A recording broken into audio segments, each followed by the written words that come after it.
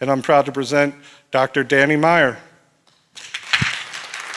Thank you, Chad. I want you to think about, if you're involved in sports, think about how easy it was for you to get involved in that sport when you were younger and how it shaped who you are today, really changed your lifestyle, your friends, your health and wellness.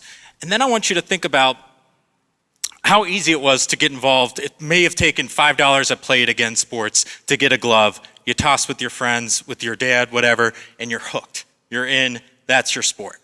Now consider if you had a traumatic injury that completely changed the way that you moved.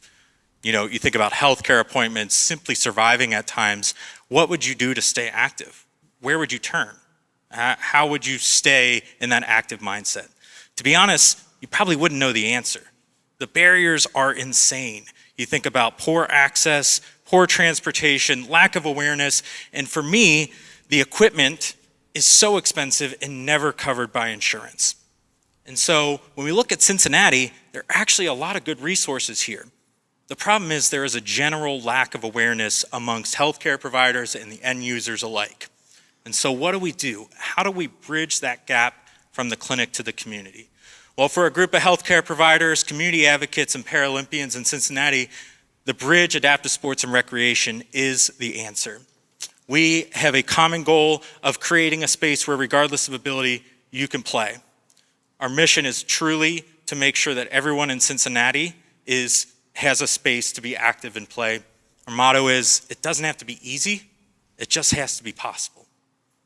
And so what's great about our team is a lot of us are healthcare providers, and we see these patients and we want to make sure that they have that space to make it possible. And so when we look at some of the things that we're doing, we're really trying to address these barriers in 3 different ways.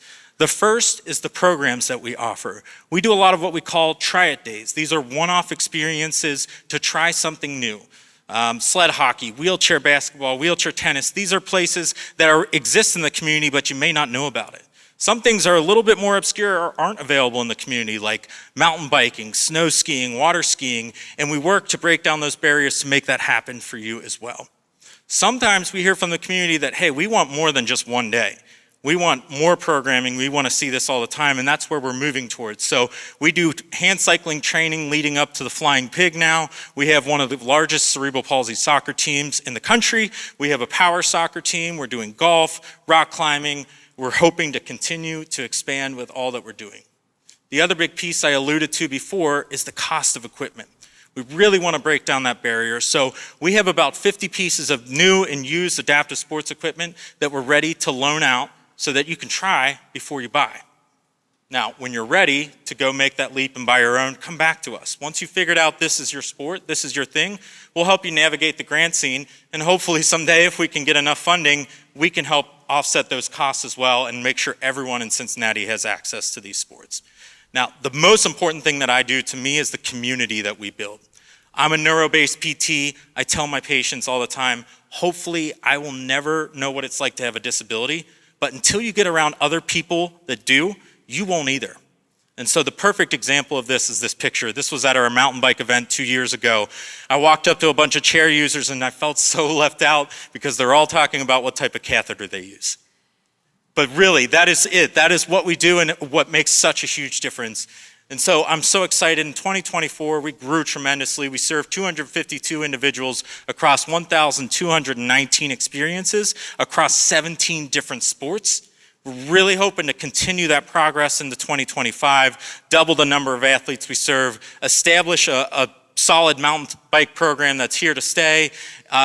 Really, one big piece that I want to see is a permanent home for the Bridge so that we can have a safe space for everyone to access sport and recreation in the Cincinnati area.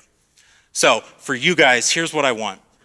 As healthcare providers, I just want you to have the awareness that this stuff exists. Okay, I don't ever expect anyone to have the same level of passion as me. I just want you to know that it's there and let your patients know that it's there. If you're disabled, if you're a caregiver, a family member, a friend of a friend, please share this information. It truly, truly will make a difference in their life. The impact cannot really be put into words, but I do want to give a quote from Tony's mom who said, "The minute he hit a field, he felt a sense of belonging where he fit in and you could see a change in him before your eyes. Like I said, it doesn't have to be easy. It just has to be possible. Thanks.